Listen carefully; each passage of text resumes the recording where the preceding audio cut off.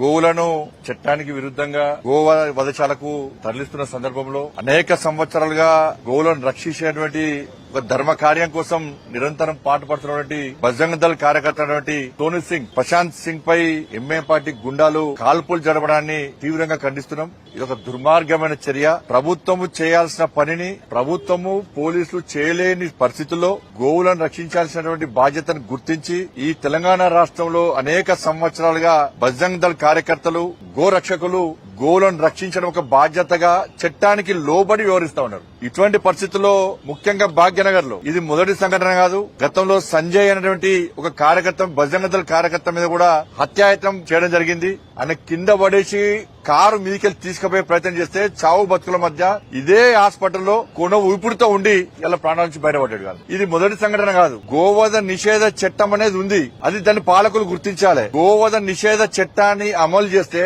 మాకు తుర్కోల ఓట్లు పోతాయని చెప్పి ఇవాళ పాలకులు భయపడుతున్నారు.